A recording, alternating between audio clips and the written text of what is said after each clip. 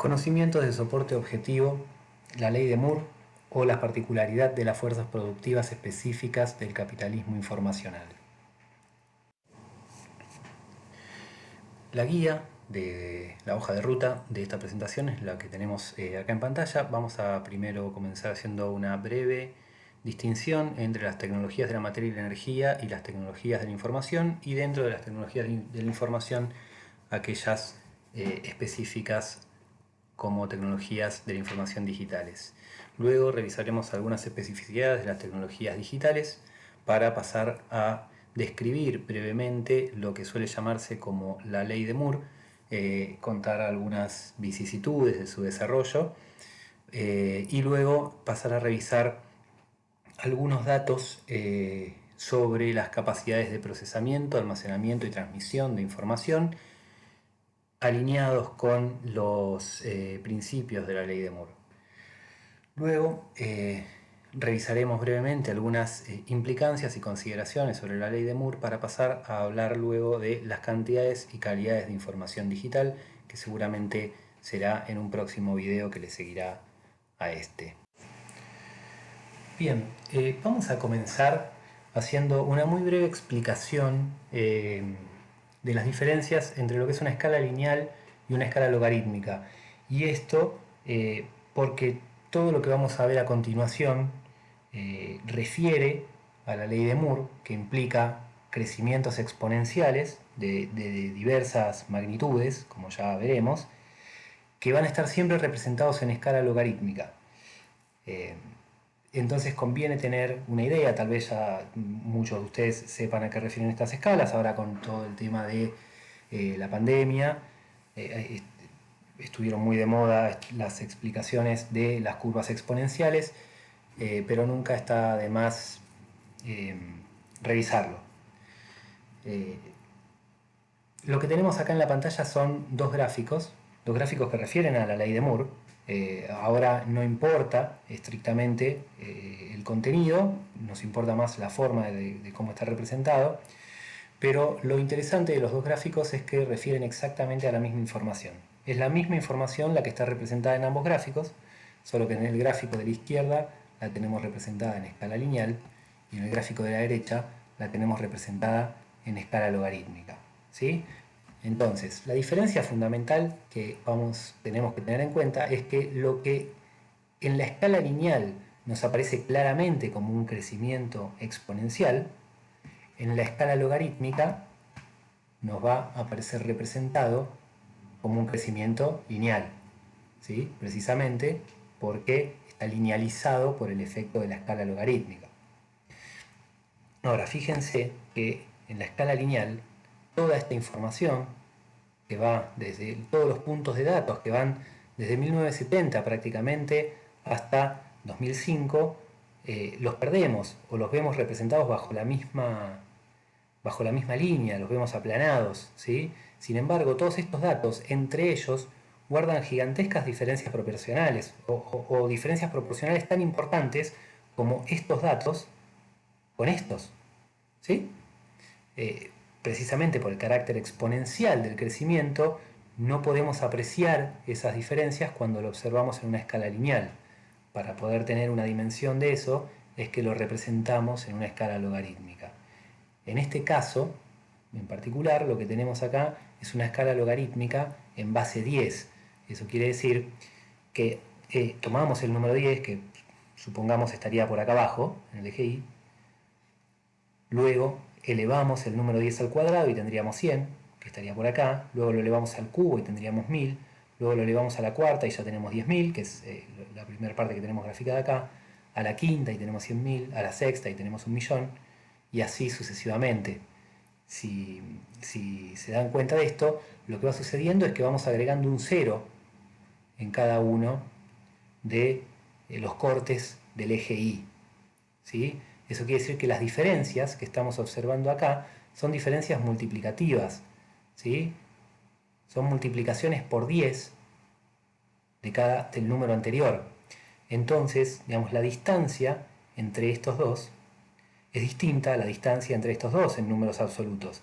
Ahora, relativamente es la misma distancia. En los dos hay una multiplicación por 10. Eso es el efecto que produce la escala logarítmica. Y eso es lo que nos permite observar las distancias relativas entre los puntos que terminan dibujándose como una línea recta. Conclusión breve de esto.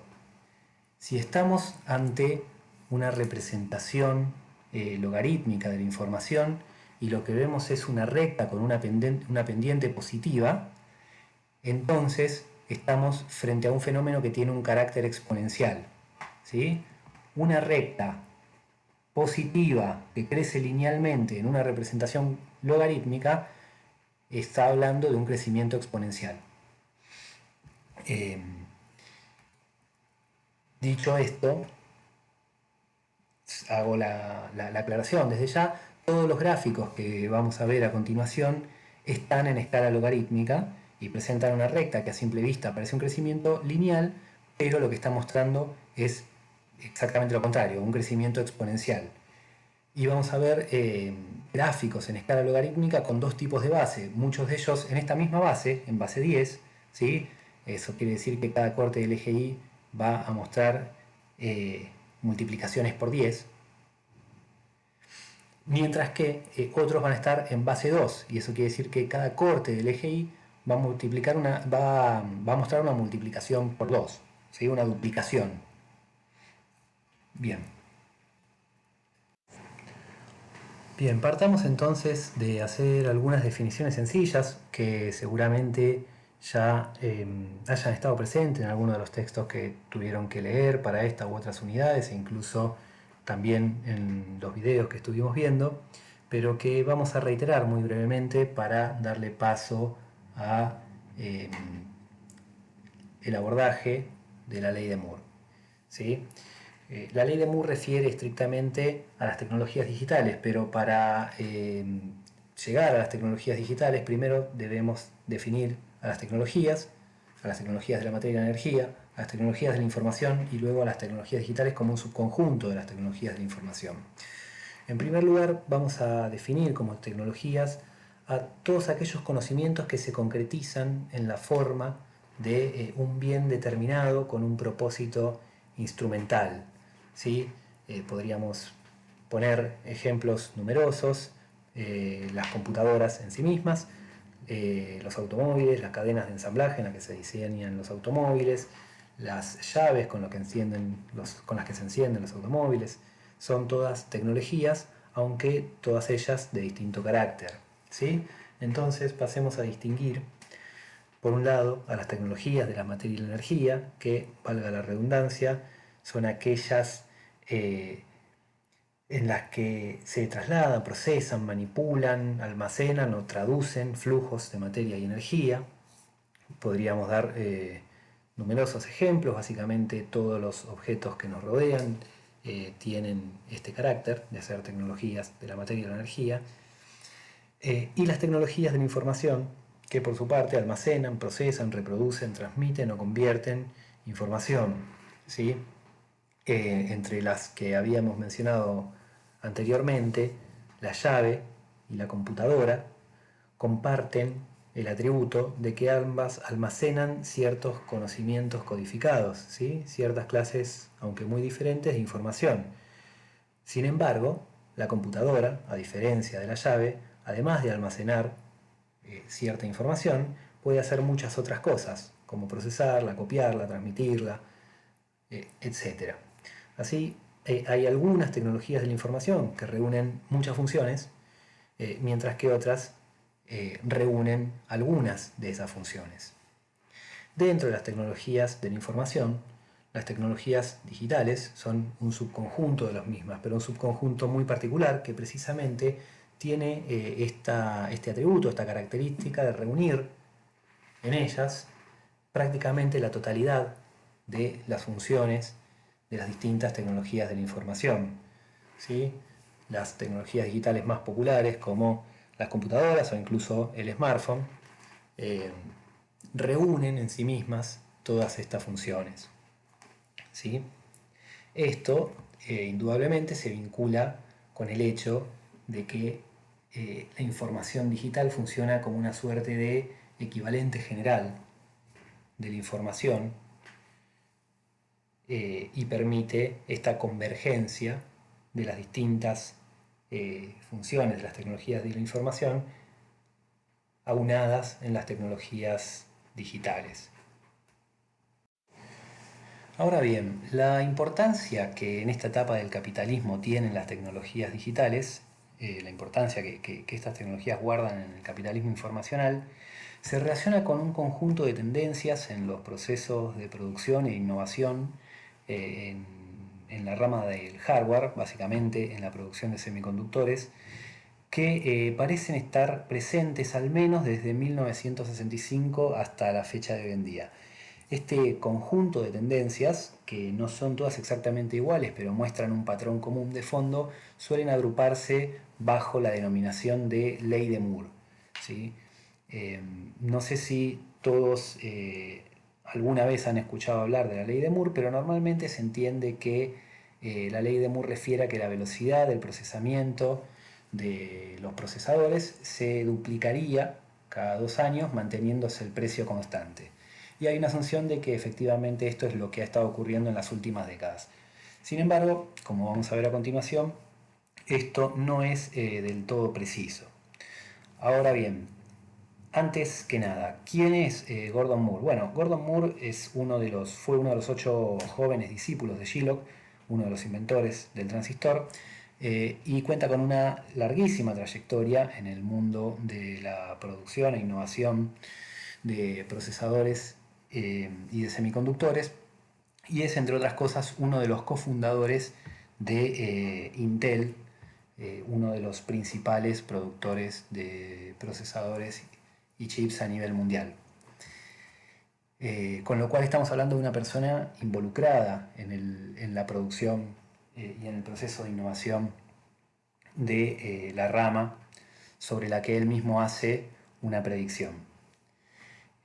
La historia es que rondando el año 65, los editores de la revista Electronics lo invitan a Moore para el aniversario a escribir algunas páginas sobre lo que sería, sobre cómo él veía la próxima década en el sector de semiconductores.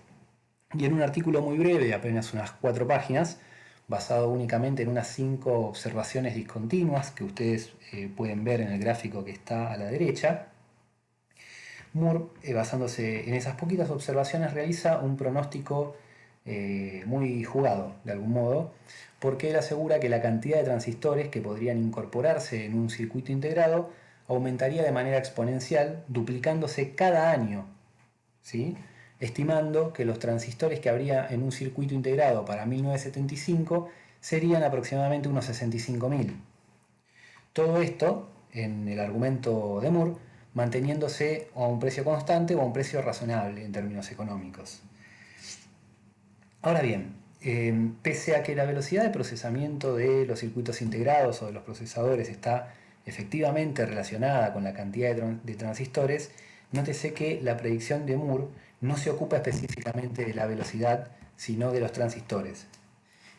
Punto número 2, desde el comienzo, la predicción de Moore se trata de un anuncio que no es puramente científico o vinculado a la ingeniería, sino que considera el precio como uno de los elementos fundamentales. Sin embargo, ya en ese momento, Moore ve que a largo plazo la tasa de aumento podría ser un poco más incierta, y Moore dice algo así como que aunque no hay razón para creer que no se mantendrá casi constante durante al menos 10 años, donde termina diciendo su famosa frase de que el número de componentes para 1975 en un circuito integrado a un costo mínimo sería de 65.000 transistores. Ahora bien, avancemos unos años. Mientras transcurrían los primeros años de testeo del pronóstico de Moore, la industria de semiconductores dio un salto cualitativo cuando, a comienzos de la década del 70, se logró una integración mucho mayor con la invención del microprocesador, precisamente por parte de la empresa Intel, de la que Moore es uno de sus fundadores. ¿No? El primer chip de este tipo en salir al mercado fue el 4004 de Intel. Para 1975, año en que se tenían que alcanzar los 65.000 transistores integrados en un mismo circuito según la predicción inicial de Moore. Moore escribe un artículo diciendo que eso estaba alcanzándose, pero incluía en este conteo distintos componentes de memorias y microprocesadores, y por otra parte las tecnologías que incluía Moore en este gráfico, que es el que ustedes tienen acá a la derecha. Se trataba de tecnologías que no estaban lejos de involucrar procesos masivos de producción, estaban recién en su fase de innovación. Ahora bien, ¿esto quiere decir que Moore estaba equivocado, había pifiado su pronóstico inicial?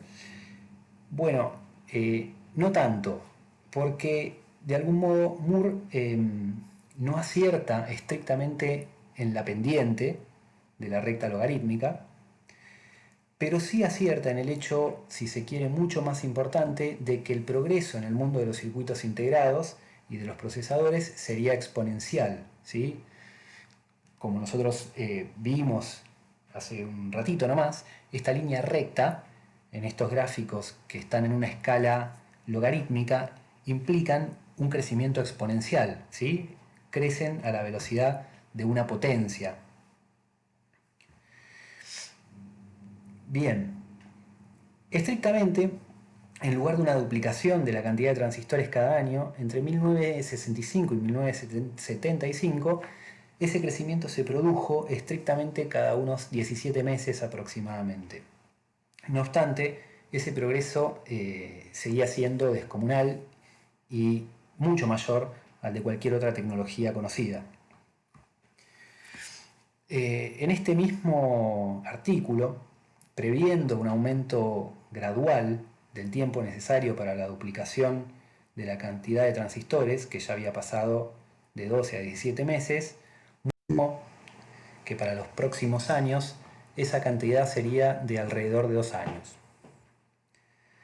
A partir de acá es que estrictamente puede empezar a hablarse de una ley de Moore, aunque no está del todo claro quién fue quien acuñó definitivamente este término de ley de Moore. ¿Sí? El propio Moore nunca le dio ese carácter. Pero lo fundamental es que no solo sigue siendo acertada en relación al carácter exponencial del progreso en la integración de semiconductores, sino que a partir de esta predicción se vuelve precisa en relación a la pendiente logarítmica, ¿sí? Como vamos a ver a continuación, en los 45 años que transcurrieron desde esta segunda formulación, la predicción de Moore, que está realizada para la cantidad de transistores integrados en un circuito, comenzó a ser extrapolada a otros fenómenos del mundo del hardware con razonable adecuación, ¿sí? Como nosotros vamos a ver ahora apenas a continuación, esta predicción puede aplicarse también a la velocidad de los procesadores, al poder de las memorias RAM, a la capacidad de almacenamiento de los discos rígidos, a la velocidad de transmisión de los cables de fibra óptica y a otras medidas del mundo del hardware. Es decir, todas las tecnologías digitales, al parecer, duplican aproximadamente su capacidad a un precio de mercado más o menos constante cada 2 años. Bien, en este gráfico tenemos la representación de la evolución de la cantidad de transistores por microprocesador. Es el mismo gráfico que vimos al comienzo de la presentación, solo que ahora ampliado y ya teniendo una idea más precisa de cuál es el pronóstico de Moore. En el gráfico que tenemos acá se extiende desde 1970 hasta 2017, es decir, hasta hace apenas unos 3 años. El gráfico está en un logaritmo de base 10, ¿sí? Por eso la escala que tenemos acá va creciendo, agregándosele un 0 en cada escalón, ¿sí? El gráfico comienza por 10.000, que es el logaritmo en base 10 elevado a la cuarta potencia.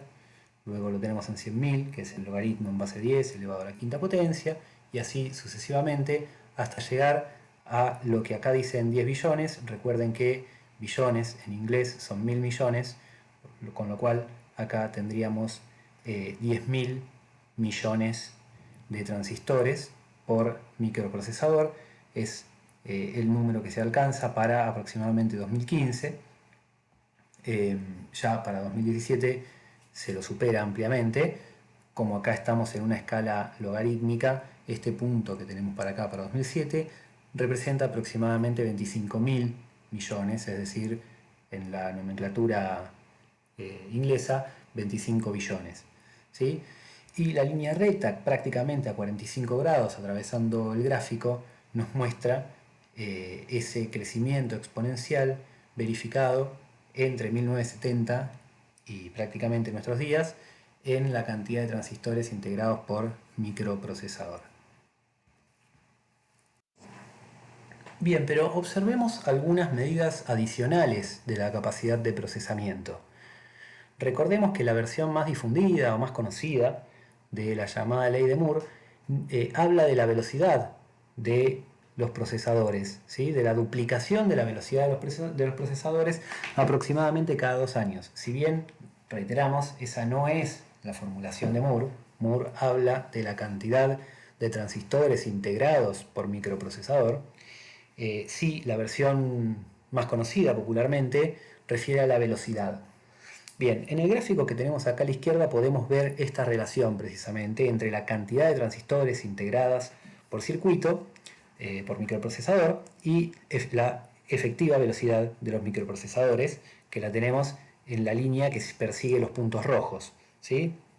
Como vemos, la relación, si bien tiene algún parangón, la velocidad no se deriva íntegramente de la cantidad de transistores.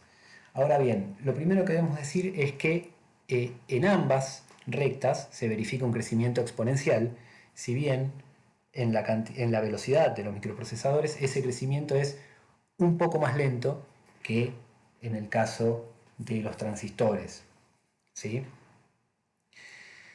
Es decir, mientras que la velocidad de los microprocesadores, que es el dato que suele relacionarse con la ley de Moore, también se incrementó de manera exponencial, lo hizo a un ritmo un poco menor que la cantidad de transistores. Ahora, si observamos el detalle de la relación entre cantidades de transistores y velocidades de procesamiento, podemos apreciar que el vínculo es menos directo que lo que aún sugiere el gráfico con los logaritmos. De hecho, a comienzos del nuevo milenio se alcanzó el límite de velocidad que puede alcanzar un procesador individual, básicamente por el calor que genera su actividad, y a partir de entonces los procesadores de las computadoras combinan 2 o más núcleos de procesadores, los famosos dual core, quad core, etc. Bien, en el gráfico que tenemos a la derecha lo que podemos observar es la evolución de la capacidad de las memorias RAM, ¿sí? Y tenemos el gráfico representado nuevamente en un logaritmo de base 10. Y lo que podemos observar es que sigue una evolución más similar a la cantidad de transistores que la seguida por la velocidad de los procesadores, ¿sí? Es decir, la capacidad de las memorias RAM sí parece adecuarse prácticamente por completo a los lineamientos de la ley de Moore, a los pronósticos de la ley de Moore, ¿sí? Bien, un último dato que resume la capacidad de procesamiento es el que tenemos acá. En el cuadro lo que podemos ver es los millones de instrucciones procesadas por segundo por dólar, ¿sí? Eso nos da una idea de no solo de cuánto ha crecido la capacidad de procesamiento, la velocidad, sino a qué precio lo ha hecho. Porque desde ya todo este progreso tecnológico solo puede tener un impacto en el sistema capitalista si los costos de los procesadores y las memorias se mantienen relativamente constantes, y esta es además una de las dimensiones que la ley de Moore involucra. En el cuadrito lo que tenemos es un resumen que ofrece Accenture, y lo que podemos observar es que efectivamente esta variable se ha comportado de manera sumamente apegada a la ley de Moore. En los 20 años que van desde 1970 a 1990, la capacidad de procesamiento por dólar creció casi 10 potencias en base 2, Esto es, se fue duplicando cada 2 años exactamente, tal cual lo predicho por la ley.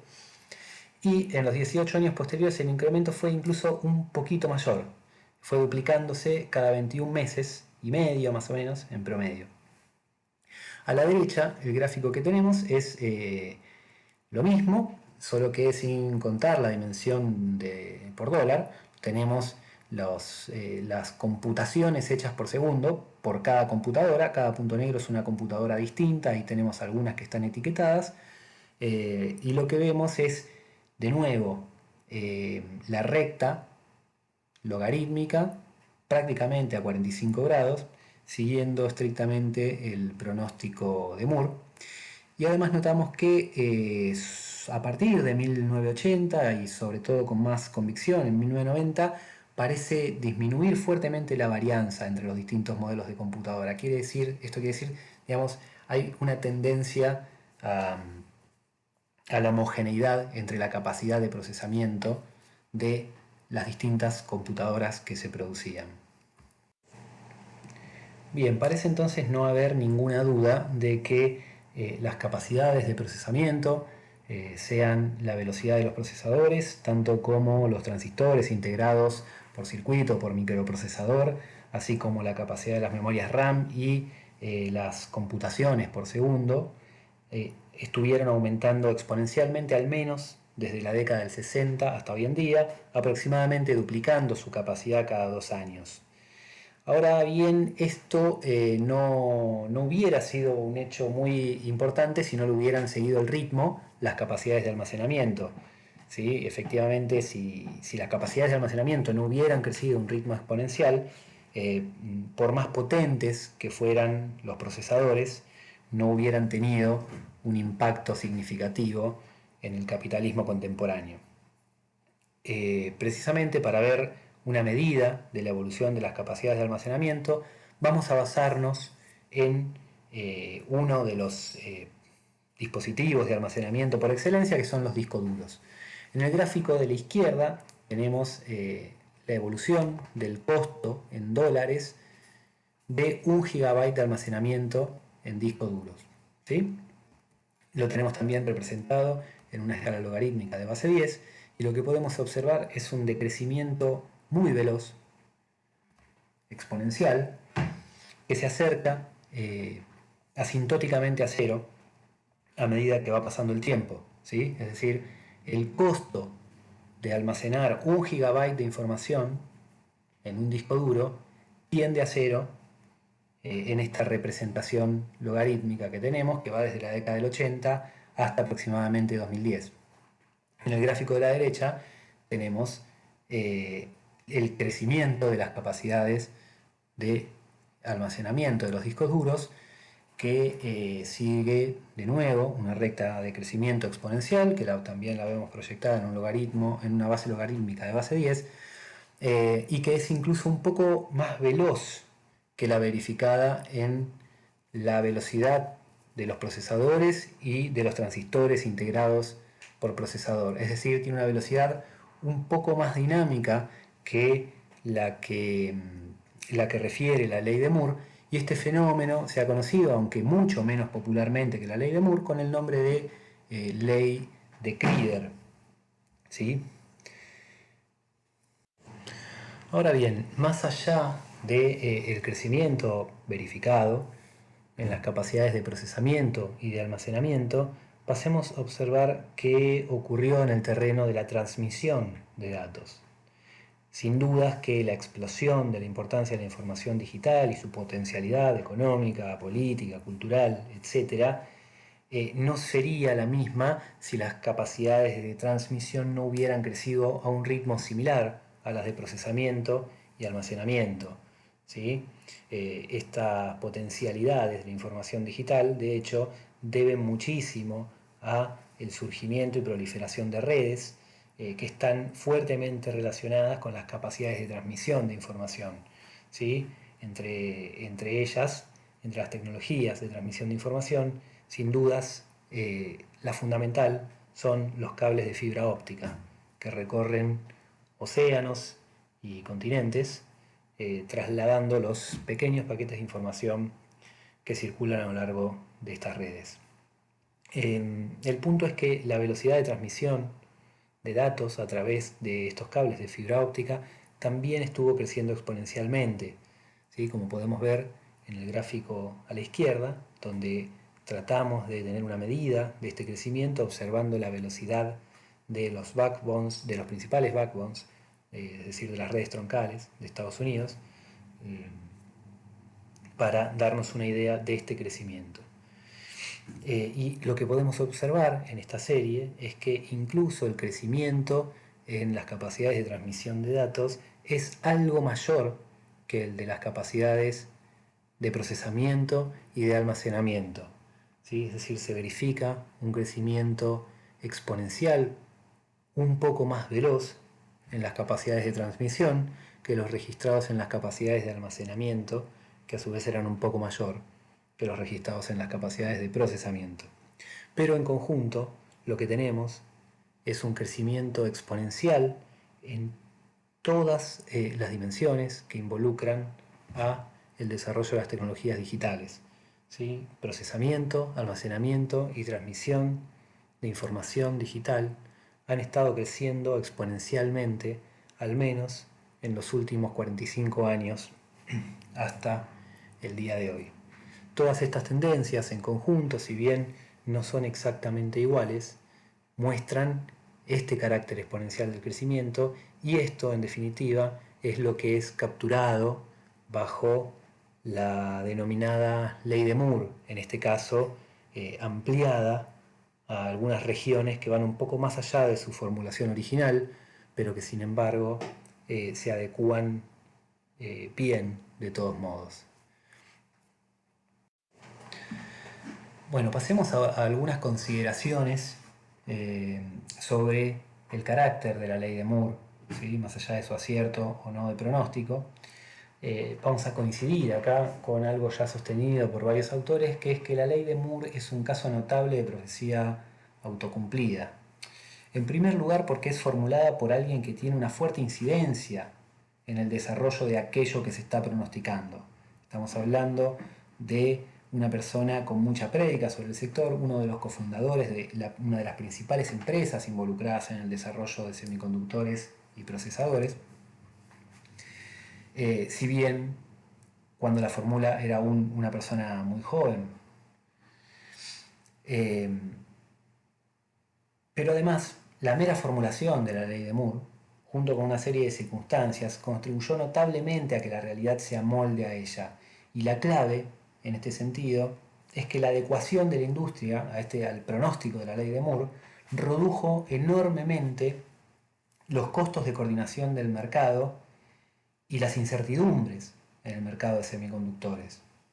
La ley de Moore fijó una especie de hoja de ruta que permitió a todos los agentes económicos ganar previsibilidad, sean productores, los propios productores de insumos, de bienes finales, de los consumidores, los estados, los financistas, tener un horizonte más o menos certero de hacia dónde se dirigía la industria.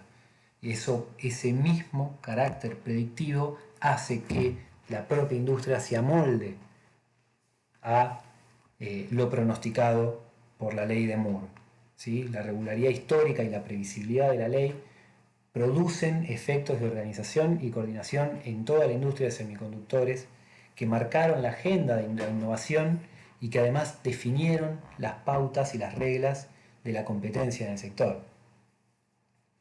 Por todo esto, estamos en condiciones de decir que la ley de Moore es un notable caso de profecía autocumplida, pero no por eso dejó de estimular fuertemente la innovación en el sector. Bien, algunas reflexiones más, en este caso sobre el carácter de las fuerzas productivas en el capitalismo informacional. En primer lugar, hay que decir que las tendencias expresadas por la ley de Moore implican un desarrollo de las fuerzas productivas sin precedentes en la historia de la humanidad, ¿sí? No hay dudas de que las tecnologías digitales han evolucionado durante más de 45 años a un ritmo que no registra antecedentes históricos. Nada parecido a la ley de Moore ocurrió antes en la historia de la humanidad y por ahora nada similar ha vuelto a ocurrir, ¿sí? A su vez, debemos señalar que hay un carácter virtuoso y cíclico en el proceso de innovación del sector que no lo encontramos del mismo modo en otro tipo de tecnologías. ¿Qué quiere decir esto? Básicamente, para hacer máquinas a vapor o para hacer automóviles, no se usaban ni máquinas de vapor ni automóviles. Por el contrario, para hacer chips sí se usan chips, ¿sí? Los diseños de los semiconductores se hacen utilizando computadoras basados en esos mismos semiconductores y se manipulan con robots basados también en procesadores con circuitos de semiconductores integrados y realizando cálculos con las tecnologías digitales que se están realizando sobre la base de esos mismos procesadores y así de seguido. Es decir, cada mejora en la integración de semiconductores en un microprocesador aproxima cada vez más a una mejora futura en ese mismo proceso de producción de procesadores. Por supuesto que todas las tecnologías tienen algún efecto recursivo sobre sí mismo, pero en ningún caso se verifica esta proximidad en el loop. Luego, debemos insistir en el carácter convergente que tienen las tecnologías digitales, que básicamente aglutinan todas las funcionalidades de las tecnologías de la información, ¿sí? Sean procesamiento, almacenamiento, transmisión, conversión. Todas estas funciones muestran una enorme capacidad para aunarse en los mismos artefactos bajo las tecnologías digitales, ¿sí? Nadie usa un microprocesador o una memoria por separado, sino que los usa en una computadora que tiene la capacidad de procesar, almacenar, transmitir información, reproducirla, etc. La convergencia de las tecnologías digitales es casi total y, como ya hemos señalado, la base material de esta posibilidad es la información digital como un equivalente general de la información. Luego, otra de las particularidades que tiene las tecnologías digitales como medio de producción es que precisamente por la propia característica de la ley de Moore, se trata de un medio de producción no prohibitivo, ¿sí? Al tener costos decrecientes, implica que la propiedad física de los medios de trabajo en este sector no es un elemento decisivo para determinar la estratificación social, como sí lo era con las tecnologías del capitalismo industrial, ¿sí? En este caso, los capitalistas no son capitalistas por poseer computadoras, ni los trabajadores son trabajadores por no poseer las computadoras, ¿sí? Finalmente, esto también nos conduce a una ambivalencia del medio de trabajo. Y esto quiere decir que como ese mismo objeto de trabajo es a su vez un objeto de ocio, las fronteras entre el tiempo de trabajo y el tiempo de ocio son cada vez más difusas y porosas.